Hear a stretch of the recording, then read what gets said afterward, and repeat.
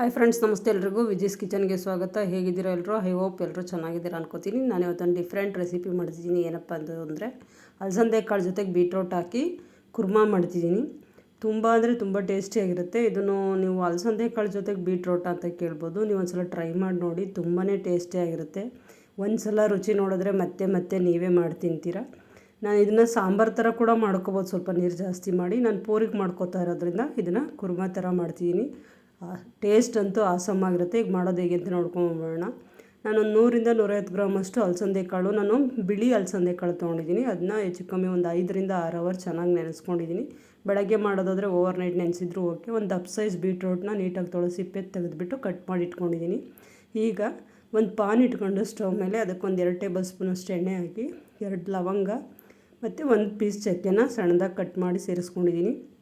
ಮತ್ತು ಇದಕ್ಕೆ 1 ಗಡ್ಡೆ ಬೆಳ್ಳುಳ್ಳಿ ಬಿಡಿಸಿರೋದು, ಒಂದು ಅರ್ಧದಿಂದ 3/4 ಇಂಚಷ್ಟು ಶುಂಠಿ ಸಿಪ್ಪೆ ತೆಗೆದು ಕಟ್ ಮಾಡಿ ಸೇರಿಸ್ಕೊಂಡಿದ್ದೀನಿ. ಮತ್ತು ಒಂದು ಅರ್ಧ ಟೇಬಲ್ ಸ್ಪೂನಷ್ಟು ಸೋಂಪು ಕೂಡ ಸೇರಿಸ್ಕೊಂಡಿದ್ದೀನಿ. ಸೋಂಪು ಹಾಕೋದ್ರಿಂದ ನಿಮಗೆ ಬೇರೆಯೇ ರುಚಿ ಕೊಡುತ್ತೆ. ಆಮೇಲೆ ಒಂದು 4ರಿಂದ 5 ಬ್ಯಾಡಗಿ ಮೆಣಸಿನ್ಕಾಯಿ ಸೇರಿಸ್ಕೊತಾ ಇದ್ದೀನಿ. ಯಾಕೆಂದರೆ ಸ್ವಲ್ಪ ಕಲರ್ ಚೆನ್ನಾಗಿರುತ್ತೆ ಅಂತ ಬ್ಯಾಡಗಿ ಮೆಣಸಿನ್ಕಾಯಿ. ಇದನ್ನು ಈಗ ಎಣ್ಣೆಲಿ ಸ್ವಲ್ಪ ಲೈಟಾಗಿ ಫ್ರೈ ಮಾಡ್ಕೊತಿದ್ದೀನಿ. ಇದಿಷ್ಟು ಫ್ರೈ ಆದಮೇಲೆ ದಪ್ಪ ಸೈಜ್ 2 ಈರುಳ್ಳಿನ ಮೀಡಿಯಮ್ ಸೈಜಲ್ಲಿ ಕಟ್ ಮಾಡಿ ಸೇರಿಸ್ಕೊತಾ ಇದ್ದೀನಿ. ಈರುಳ್ಳಿ ಚೆನ್ನಾಗಿ ಫ್ರೈ ಆಗಬೇಕು. ಈರುಳ್ಳಿ ಸ್ವಲ್ಪ ಲೈಟಾಗಿ ಬಣ್ಣ ಚೇಂಜ್ ಆಗೋವರೆಗೂ ಇದನ್ನ ಫ್ರೈ ಮಾಡ್ಕೊತೀನಿ. ಈಗ ಇದಕ್ಕೆ ಒಂದು 7ರಿಂದ 8 ಕಾಳುಮೆಣಸು ಸೇರಿಸ್ತಿದ್ದೀನಿ. ಬೀಟ್ರೋಟು ಸ್ವಲ್ಪ ಸ್ವೀಟ್ ಇರೋದ್ರಿಂದ ಕಾಳುಮೆಣಸು ಹಾಕಿದ್ರೆ ಬೇರೆಯೇ ಟೇಸ್ಟ್ ಕೊಡುತ್ತೆ. ಒಂದು ಸ್ವಲ್ಪ ಖಾರವಾಗಿ ಮಾಡ್ಕೊಳ್ಳಿ, ತಿನ್ನೋಕ್ಕಂತೂ ಸಖತ್ತಾಗಿರುತ್ತೆ. ಈಗ ನೋಡಿ, ನಾನು ಈರುಳ್ಳಿನ ಮೆತ್ತಗಾಗೋವರೆಗೂ ಫ್ರೈ ಮಾಡ್ಕೊಂಡಿದ್ದೀನಿ. ಈಗ ಇದಕ್ಕೆ ಒಂದೇ ಒಂದು ನಾಟಿ ಟೊಮೊಟೊ ಸೇರಿಸ್ಕೊತಿದ್ದೀನಿ. ಫಾರಮ್ ಟೊಮೊಟೊ ಆದರೆ 2 ಹಾಕ್ಕೊಳ್ಳಿ.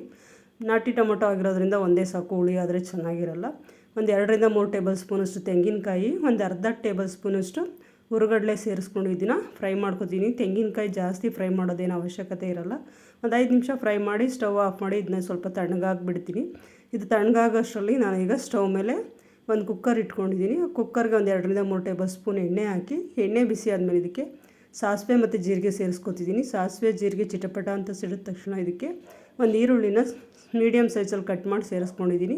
ಮತ್ತು ಸ್ವಲ್ಪ ಇದಕ್ಕೆ ಕರಿಬೇವು ಸೇರಿಸ್ಕೊತಿದ್ದೀನಿ. ಈರುಳ್ಳಿನ ಚೆನ್ನಾಗಿ ಫ್ರೈ ಮಾಡ್ಕೊಂಡಾದ್ಮೇಲೆ ನಾನು ಅಲಸಂದೆ ಕಾಳು ಏನು ನೆನೆಸಿಟ್ಕೊಂಡಿದ್ನಲ್ಲ ಆ ಅಲಸಂದೆ ಕಾಳು ಸೇರಿಸ್ಕೊತಿದ್ದೀನಿ. ಹಸಿ ಸ್ಮೆಲ್ ಹೋಗೋವರೆಗೂ ಇದನ್ನ ಚೆನ್ನಾಗಿ ಫ್ರೈ ಮಾಡ್ಕೊತಿದ್ದೀನಿ. ಅಲಸಂದೆ ಕಾಳು ನೋಡಿ ಈ ಥರ ಫ್ರೈ ಆಗಬೇಕು.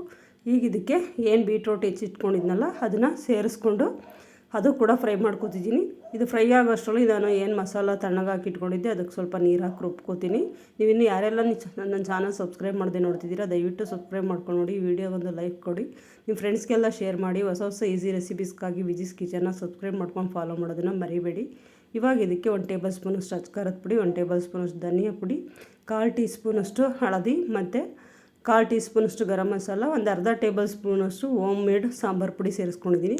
ಸಾಂಬಾರು ಪುಡಿ, ಹೋಮ್ ಮೇಡ್ ಸಾಂಬಾರು ಪುಡಿದ ವೀಡಿಯೋ ನಾನು ಆಲ್ರೆಡಿ ಅಪ್ಲೋಡ್ ಮಾಡಿದ್ದೀನಿ. ಯಾರೆಲ್ಲ ನೋಡಿಲ್ಲ ದಯವಿಟ್ಟು ನೋಡ್ಕೊಂಬನ್ನಿ. ಅದಷ್ಟು ಹಾಕಿ ನಾನೀಗ ಇದನ್ನು ಫ್ರೈ ಮಾಡ್ಕೊತಿದ್ದೀನಿ. ನಾನು ಯಾಕೆ ಇದನ್ನು ಈ ಟೈಮಲ್ಲಿ ಹಾಕಿ ಫ್ರೈ ಮಾಡ್ತಿದ್ದೀನಿ ಅಂದರೆ ಇದು ಎಣ್ಣೆಲಿ ಫ್ರೈ ಮಾಡೋದ್ರಿಂದ ಒಳ್ಳೆ ಕಲರ್ ಕೊಡುತ್ತೆ ನಿಮಗೆ. ಗ್ರೇವಿ ಅಥವಾ ಕುರ್ಮಾ ಮಾಡುವಾಗ ಈ ಥರ ಮಾಡ್ಕೊಳ್ಳಿ. ಈಗ ರುಬ್ಬಿರೋ ಮಸಾಲ ಏನಿದೆ ಅದನ್ನು ಇದಕ್ಕೆ ಹಾಕಿ ಚೆನ್ನಾಗಿ ಒಂದು 2 ನಿಮಿಷ ಬಾಡಿಸ್ಕೊತೀನಿ. ಅಂದರೆ ನಾನೀಗ ಆಲ್ರೆಡಿ ಎಲ್ಲ ಫ್ರೈ ಮಾಡ್ಕೊಂಡು ರುಬ್ಬಿರೋದ್ರಿಂದ ಇದನ್ನೇನು ಜಾಸ್ತಿ ಹೊತ್ತು ಫ್ರೈ ಮಾಡ್ಕೊಳ್ಳೋಂಗಿಲ್ಲ. 2 ನಿಮಿಷ ಬಾಡಿಸ್ಕೊಂಡ್ರೆ ಸಾಕು. ಈಗ ಇದಕ್ಕೆ ಕನ್ಸಿಸ್ಟೆನ್ಸಿ ನಮ್ಗೆ ಎಷ್ಟು ಬೇಕು ನೋಡಿಕೊಂಡು ನೀರು ಸೇರಿಸ್ಕೊತೀನಿ. ನೀವು ಬೇಕಾದ್ರೆ ಅನ್ನ, ಮುದ್ದೆ, ಚಪಾತಿ ಆ ಥರದಕ್ಕೆ ತಿಂತೀವಿ ಅನ್ನೋದಾದರೆ ನೀರು ಸ್ವಲ್ಪ ಜಾಸ್ತಿ ಹಾಕಿ ಸಾಂಬಾರು ಥರ ಕೂಡ ಮಾಡ್ಕೋಬೋದು. ಸ್ವಲ್ಪ ಗಟ್ಟಿಯಾಗಿ ಮಾಡಿಕೊಂಡ್ರೆ ಚಪಾತಿ, ಕುರ್ಮಾಗೆ, ಪೂರಿಗೆ, ರೊಟ್ಟಿಗೆ ಎಲ್ಲದಕ್ಕೂ ಸಖತ್ತಾಗಿರುತ್ತೆ. ಈಗ ರುಚಿಗೆ ತಕ್ಕಷ್ಟು ಉಪ್ಪು ಸೇರಿಸ್ಕೊಂಡು ಚೆನ್ನಾಗಿ ಮಿಕ್ಸ್ ಮಾಡ್ಕೊಂಡಿದ್ದೀನಿ.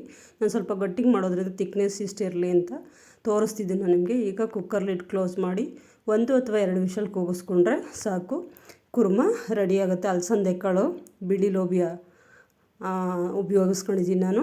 ಬಿಳಿ ಅಲಸಂದೆ ಕಾಳು ಮತ್ತು ಬೀಟ್ರೋಟ್ ಉಪಯೋಗಿಸಿ ಮಾಡಿರೋಂಥ ಕುರ್ಮಾ ರೆಡಿಯಾಗಿದೆ. ನೀವೊಂದು ಸಲ ಮಾಡಿ ಹೇಗೆ ಬಂತು ಅಂತ ಕಮೆಂಟ್ ಮೂಲಕ ತಿಳಿಸಿ. ನಿಮ್ಮ ಅನಿಸಿಕೆ, ಅಭಿಪ್ರಾಯಗಳು, ಸಲಹೆ ಸೂಚನೆಗಳು ಏನೇ ಇದ್ದರೂ ದಯವಿಟ್ಟು ಕಮೆಂಟ್ ಬಾಕ್ಸಲ್ಲಿ ಹಾಕಿ.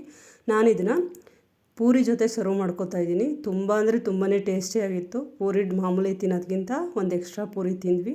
ನೀವು ಮಾಡಿ ಹೇಗೆ ಬಂತು ಅಂತ ಕಮೆಂಟ್ ಮೂಲಕ ತಿಳಿಸಿ. ಸ್ಮೆಲ್ ಅಂತೂ ಮನೇಲಿ ಮಾಡೋವಾಗ ಘಮ ಘಮ ಅಂತಿತ್ತು. ವಿಡಿಯೋ ನೋಡಿದ್ದಕ್ಕೆ ನಿಮ್ಮೆಲ್ಲರಿಗೂ ಧನ್ಯವಾದಗಳು ಫ್ರೆಂಡ್ಸ್.